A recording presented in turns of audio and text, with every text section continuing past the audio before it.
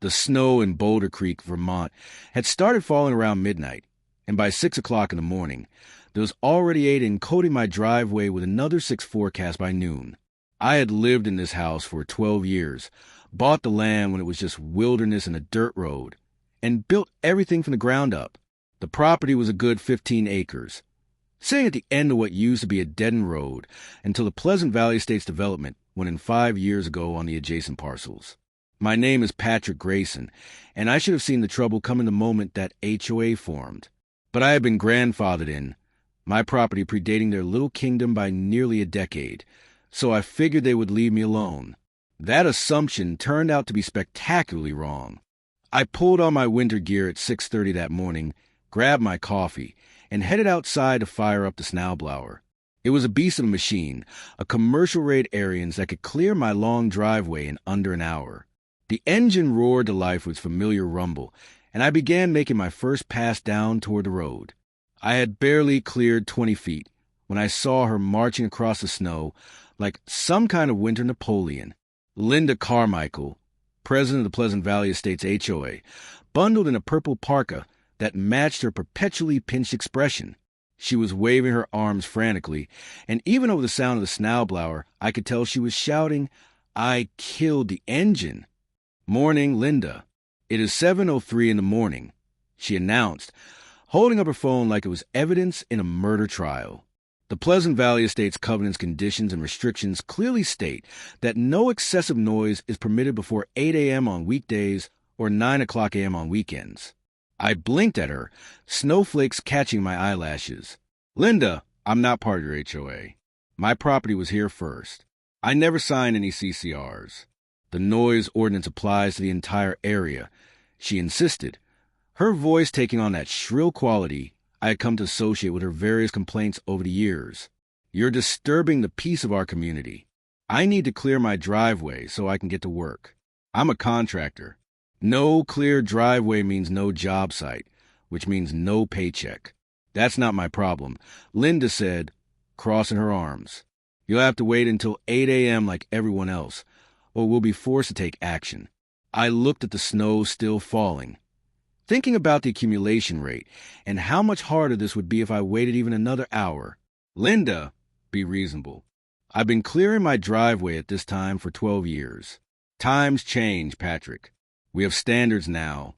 She turned and trudged back toward the development, leaving deep footprints in the fresh snow.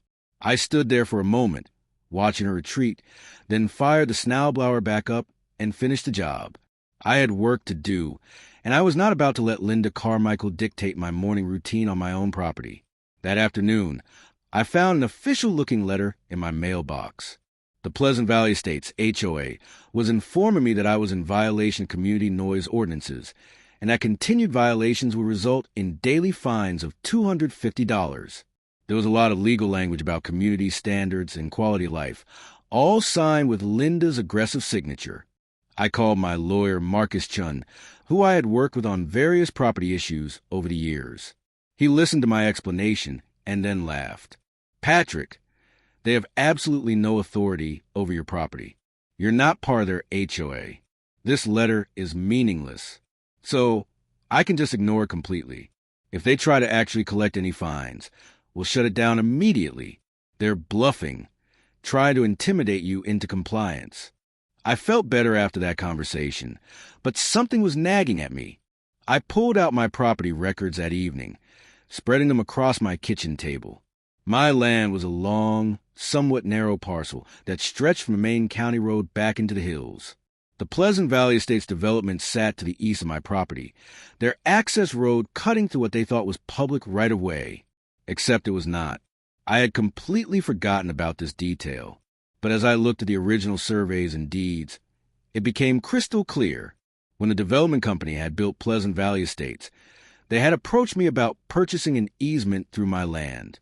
The town road did not actually extend to their development.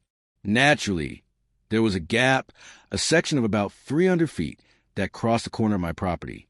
I had signed a temporary easement agreement, allowing them to use that section of road for access, while they supposedly worked with the town to establish a proper public way. That had been 5 years ago, and I had been getting a modest annual payment of $1,200 for the easement.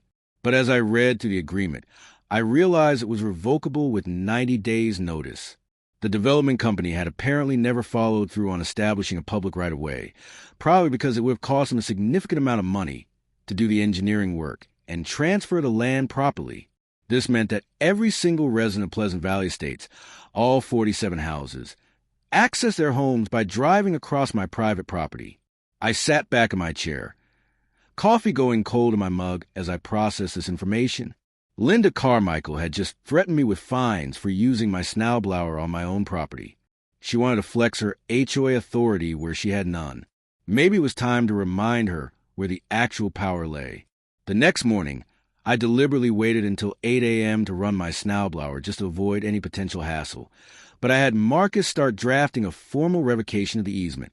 He called me around 10 that morning. "Are you sure about this? You're going to make a lot of people very unhappy. They can use the main county road and loop around." I said it adds maybe 10 minutes to their drive. More like 20 according to the maps I am looking at, and that road is not maintained as well in winter. That sounds like a town issue, not a me issue. I have been nice enough to provide this easement for 5 years while they figured out their access situation. They have not figured it out. And now their HOA president wants to fine me for snow removal on my own land. Marcus was quiet for a moment. "Okay, I will draw up the formal notice. 90 days from when we serve it, the easement terminates. But Patrick, this is going to get messy." "Good. I'm tired of people thinking they can push me around." The notice of easement termination was served to the Pleasant Valley Estates HOA on a Wednesday afternoon. I was not there to see Linda's face when she received it, but I heard about it soon enough. My phone started ringing at 4:30 that afternoon. "You cannot do this." Linda's voice came through so loud, I had to hold the phone away from my ear. "This is extortion. It's my property, Linda. The easement was always temporary. You've had 5 years to establish proper legal access to your development. You're doing this because I asked you to respect our community standards. I'm doing this because I am tired of being treated like I am part of your HOA when I am not. You have 90 days. I suggest you use them wisely." She launched into a tirade about lawyers and lawsuits and how I would regret this, but I simply hung up. My hands were shaking slightly, adrenaline coursing through my system. I had never been great with confrontation, but something about Linda's entitled attitude had finally pushed me too far. That evening, I had 3 different neighbors from the development stop by. First was Robert Hayes, a mild-mannered accountant who lived 2 streets into the development. "Patrick, I don't know what happened between you and Linda, but is there any way we can work this out? I've got 2 kids, and that alternate route adds 40 minutes to their school bus ride." I felt a twinge of guilt. "Robert, I've got nothing against you or your family, but your HOA president threatened to fine me for clearing snow on my own property. This easement was supposed to be temporary while the development established proper access. That was 5 years ago. I didn't even know it was temporary," Robert said, running a hand through his thinning hair. "Most of us just thought it was a normal road. Take it up with whoever sold you your house. They should disclose the access situation." After Robert left, 2 more residents stopped by with similar pleas. I stuck to my position. Then around 9:00 p.m., Linda showed up again, this time with a man I did not recognize. He was tall, mid-50s, wearing an expensive-looking wool coat. "Patrick Grayson. I'm James Fletcher, attorney for the Pleasant Valley Estates HOA. I think we need to talk about this situation." I invited him into my living room, mostly because it was below freezing outside, and I was not a complete monster. Linda sat rigidly on my couch while Fletcher took the armchair. "Mr. Grayson, I've reviewed the easement agreement, and while you technically have the right to revoke it, I think you need to consider the consequences. 47 families rely on that access road. You'd be causing significant harm and hardship. Mr. Fletcher, your client threatened to fine me $250 a day for clearing snow on my property at 7 a.m. She claimed HOA authority over land she has no jurisdiction over. Maybe if the HOA had treated me like a neighbor instead of subject, we would not be having this conversation." Linda finally spoke up. I was just trying to enforce reasonable standards. People in the development were complaining about the noise. Then you should have come to me as a neighbor and asked nicely if I could try to wait a bit longer. Instead, you came with threats and legal demands. You wanted to flex your HOA power, so now I'm flexing my property rights. Seems fair to me. Fletcher leaned forward. What would it take to keep the easement in place? Money. We could increase the annual payment significantly. I had not really thought about that. How significantly? The current rate is $1,200 annually. We could go to $5,000. It was tempting, but I shook my head. This is not about money. This is about respect. Linda treated me like I was beneath her, like I was some kind of problem to be managed. I'm a property owner, same as everyone in that development, and I was here first. So what do you want? Linda demanded, her voice tight. An apology? Fine. I apologize. Happy now. That's the most insincere apology I have ever heard. I said, no. I want the HOA to formally acknowledge in writing that my property is not subject to any of your CCR's rules or regulations. I want a permanent exemption from any noise ordinances, architectural standards, or other requirements you try to impose. And I want you, Linda, to resign as HOA president. Absolutely not, Linda said, standing up. You can't dictate our internal governance. Fletcher held up a hand. Let me discuss this with my clients. Mr. Grayson, can you give us a week to put together a proposal? You have got 90 days before the easement terminates. Take all the time you need. After they left, I sat in my living room feeling oddly hollow. Part of me was exhilarated by standing up for myself, but another part wondered if I was being petty. These were families with kids, people with jobs and lives and routines that depended on that access road. But then I remembered Linda's face, the absolute certainty that she had the right to control what I did on my own land, and my resolve hardened. The next 2 weeks were bizarre. The Pleasant Valley Estates HOA held an emergency meeting, which apparently devolved into chaos. Some residents were furious at Linda for provoking the situation, while others insisted they should fight me in court. A petition started circulating with about half wanting Linda to step down and the other half supporting her leadership. I got hate mail. Someone left a bag of dog poop on my porch. My truck got keyed while I was at a job site, though I could not prove it was anyone from the development. But I also got a few apologetic notes from residents who understood my position and were embarrassed by how their HOA had handled things. Mark is called with updates every few days. They're exploring their legal options, but honestly, they don't have many. The easement is clear. You can revoke it. They have to prove you're doing it in bad faith or as part of some illegal scheme and enforcing your property rights because you're annoyed with their HOA president doesn't qualify. What about establishing a prescriptive easement? They have been using it for 5 years. Vermont requires 15 years of continuous use for a prescriptive easement, and it has to be without permission. Since you gave explicit permission via the agreement, that clock never started ticking. So they're stuck, unless you change your mind or they work something out with the town to establish a new access road. But that would take months even if they started today. And we're talking probably $200,000 in engineering, legal fees, and construction. On day 23 of the 90-day notice period, I was working on a renovation project in downtown Burlington when I got a call from the Vermont State Police. Trooper Sarah Mitchell asked if I could come down to the barracks to answer some questions. My stomach dropped. What's this about? We received a complaint about harassment and extortion. I'd rather discuss it in person. I left the job site and drove to the state police barracks, my mind racing through possibilities. Had someone accused me of extortion for revoking the easement? Was this Linda's doing? Trooper Mitchell was professional and direct. She was in her early 40s with sharp eyes and a non-nonsense demeanor. We sat in a small interview room, and she placed a folder on the table between us. Mr. Grayson, you're not under arrest, and you're free to leave at any time. I just want to get your side of the story. Mrs. Linda Carmichael has filed a complaint alleging that you're engaged in extortion and harassment related to a property easement. I explained the entire situation from Linda's threat about the Snowblower to my discovery of the easement terms to the revocation notice. Trooper Mitchell took notes and asked clarifying questions. You have documentation for all of this. Everything. The original easement agreement, the HOA letter threatening fines, the revocation notice. My lawyer has copies of all of it. She reviewed the timeline carefully. And you never demanded money or anything else of value to keep the easement in place. Their lawyer offered to increase the payment. I said no. I told them I want a written acknowledgement that my property is not subject to HOA rules, which is already legally true, and that Linda should resign. But I never said they had to do those things, or else. I just said the easement is revoked per its own terms. Trooper Mitchell sat back. Mr. Grayson, between you and me, this doesn't sound like extortion. You're exercising your property rights. Mrs. Carmichael is upset about the consequences, but that doesn't make it a crime.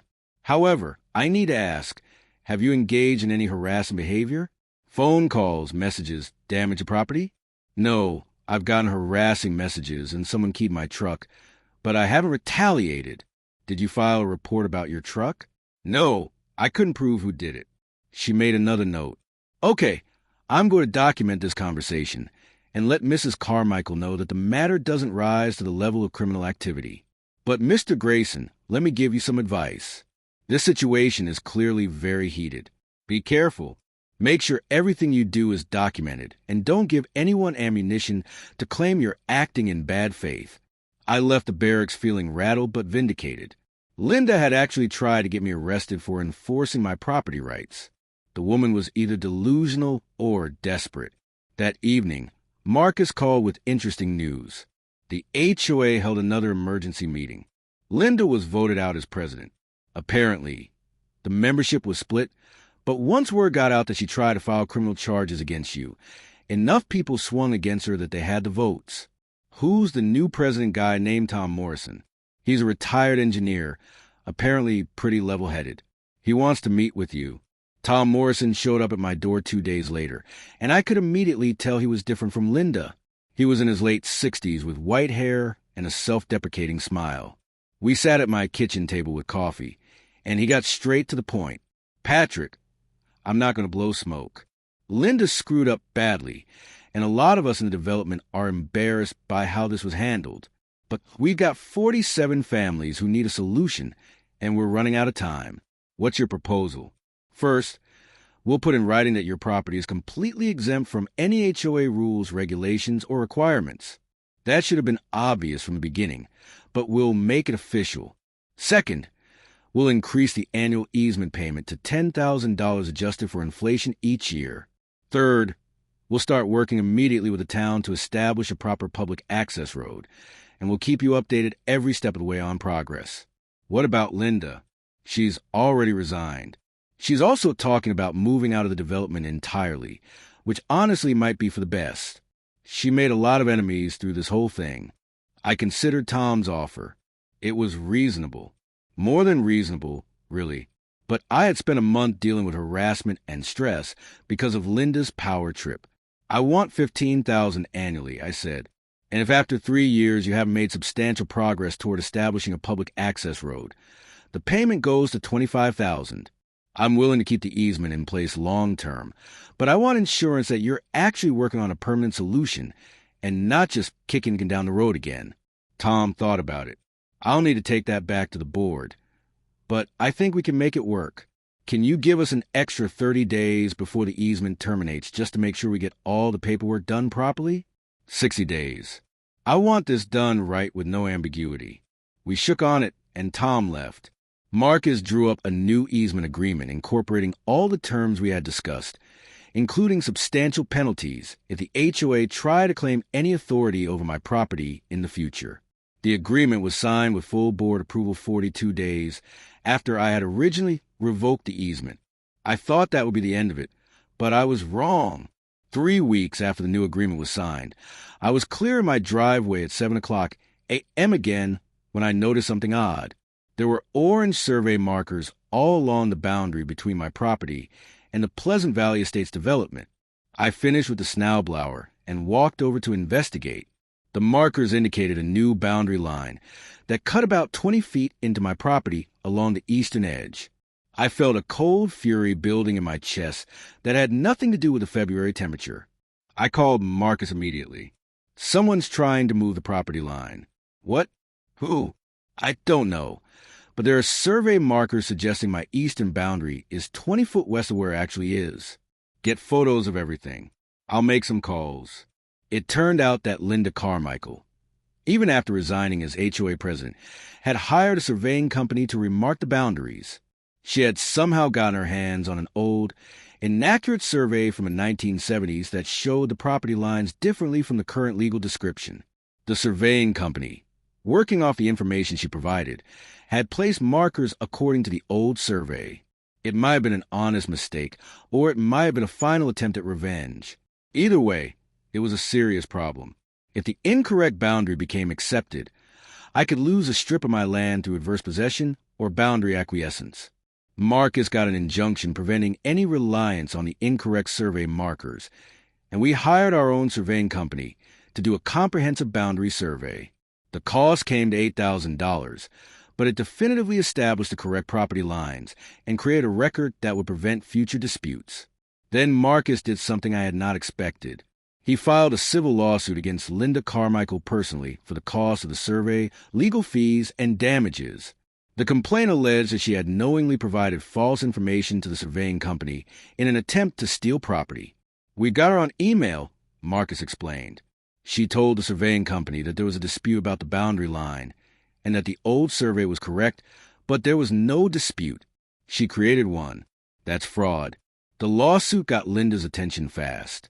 Her lawyer reached out within a week proposing a settlement. Linda would pay for my survey costs, issue a written apology, and sign an agreement to not engage in any further actions related to my property. In exchange, we would drop the lawsuit. It was tempting to push forward and make her face a judgment, but I was tired of the whole situation. I agreed to the settlement, and Linda paid the $8,000 within 30 days. Her written apology was stiff and formal, clearly drafted by her lawyer, but acknowledged that her actions had been inappropriate.